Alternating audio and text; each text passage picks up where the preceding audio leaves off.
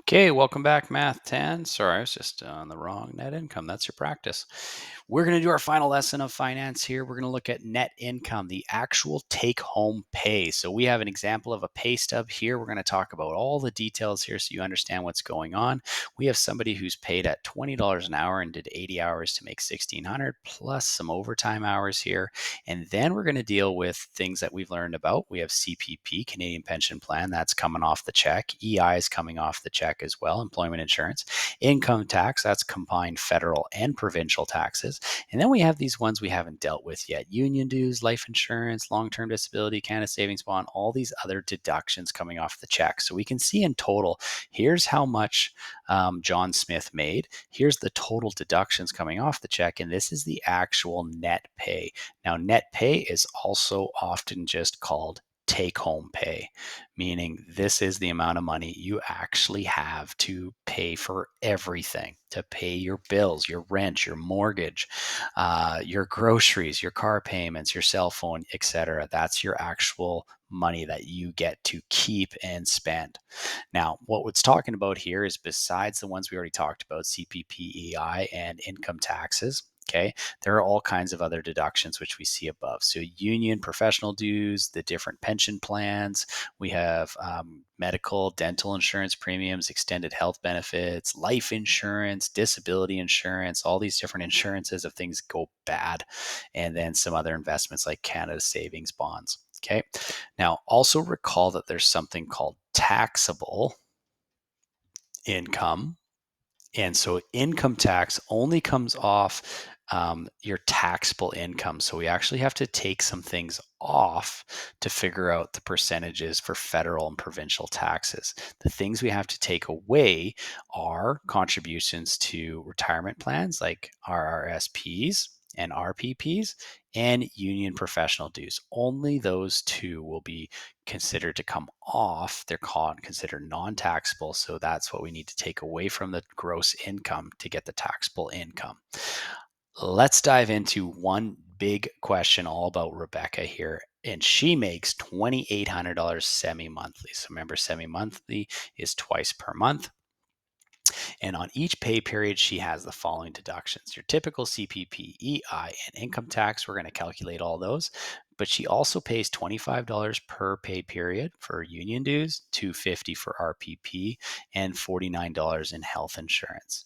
So these two here, the 25 and the 250, okay, we are going to have to find out what those total contributions are for the year, because they are considered non-taxable for income tax. The $49 is not. That's just a regular deduction coming off to help pay for some health insurance premiums. First, we can't go anywhere. Part A, we must get the annual gross income. So she is making $2,800, and we got to multiply that by 24 because it's twice per month. So 12 times 2 is 24 to get her actual gross income of $67,200. Okay. We're going to use that. Now, as soon as we see this number, that's her annual, we see that that exceeds for the maximum CPP and EI contribution. So the math here is going to be really easy. We can get CPP and EI, okay? And this is because she exceeds max gross income. And this applies for both. So I'm going to use ditto marks. You might be like, what are you talking about? Where's that number? So remember this 67,000. Now I'm going to go back up to a previous lesson. 67,000 we see for CPP and EI. For CPP, if you exceed right here, okay, if you exceed 57,400, and for EI exceed 53,100, you are going to pay these maximum amounts. Okay, we don't have to do this percentage calculation and take away the 3,500. We don't have to do this percentage calculation. We are able to just apply the max to both. All right. So let's fill in those two values. Let's go to red maybe. and they're coming right from our notes up above. We're going to get a total of $2,748.90. And for EI, it's going to be the max, which is $860.22. Now, recall this is for the year 2019. All tax numbers change every single year, sometimes more than once per year. So now we have to find her federal tax before tax credits. Okay, so we have to take into consider that $25 that's going towards the union dues. Okay, so semi-monthly, again, let's get that per year. We got to multiply that by 24, and that's going to be $600 annually. And then the 250 that's going towards the registered pension plan, that's going to be a total of $6,000. So what we have to reduce the annual taxable income, that gross income, we have to reduce it by adding those two up, $6,600 total. All right, so let's do a federal tax income. So let's calculate first taxable income. So taxable income is a grand total of, we have the gross, which was 67,200, but we need to subtract this non-taxable portion of 6,600 we just did above, and that's going to give us a total of $60,000 and 600. Okay, so that's what we're going to use. Again, going back to our previous notes, we have to use our tax brackets. So going all the way back up here. So she's going to be in this bracket for the first 49,000. Okay, so let me just use another color here for this bracket for the first 47,630, and then this for the remainder. And when we do provincial, it's just going to be the first two again as well. Okay, so in case you're wondering where my numbers are coming from, it's all coming from these tax brackets in your previous notes. Okay, so let's talk federal. We're going to set up this big, giant, well, not too bad equation. So first, we're going to be taking the, excuse me, the 15% of $47,630. And then we're going to add that to the additional 20.5% of the remainder. Again, so we got to take the taxable income, which is 60,600, and we're going to subtract this portion that's already been taxed, the 47,630. Okay, let's turn this into math. So 0.15 as a decimal multiplied by 47,630. And we're going to add that to 0.205 multiplied by, what do we get there? 12,000 when we subtract $12,970. So we multiply those two numbers. And so this first portion is going to be 7,144 and 50 cents. And we're going to add that to the $2,658.85. So our total federal tax is going to be $9,803.35. Okay, put a little box around that. That number is going to be important. Okay, provincial, very similar calculation. So again, we'll set this up. First, we're starting with 5.06% of the first $40,707. And we're going to add that to the next tax bracket, which is 7.7. Sorry, I should have put a percent symbol there. 7.7% of the remainder. Again, so we take the taxable income, 60,600, and we're going to subtract the portion that's already been taxed, 40,707. And let's do the math. 0.0506 being multiplied by the 40,707.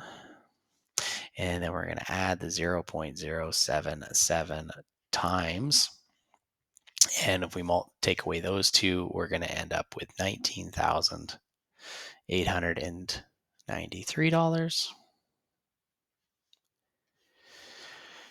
Okay, now let's multiply.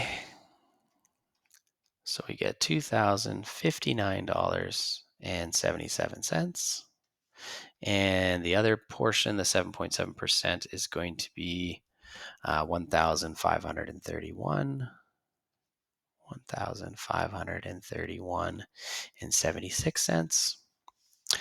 Add those up and let's get the total provincial is going to be a grand total of $3,591.53. Okay.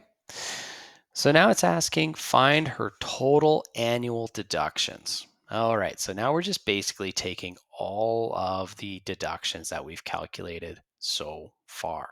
So we have CPP.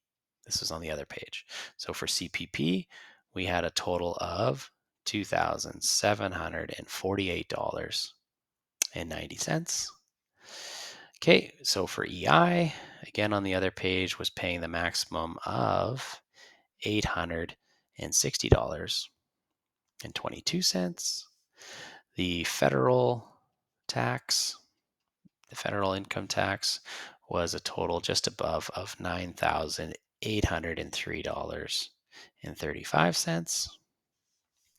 Then we had the provincial tax, which was, where do we have that one? Just right above us here, $3,591.53. And our other deductions here, so we have the RPP we did above.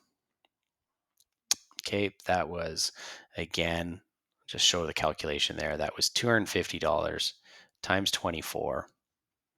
So we got a total of $6,000 there. And then we also had the union payment, the union dues. So for union, that was a total of $25 times 24, which gave us another $600. And the one we haven't touched yet, don't forget, there was a health premium charge.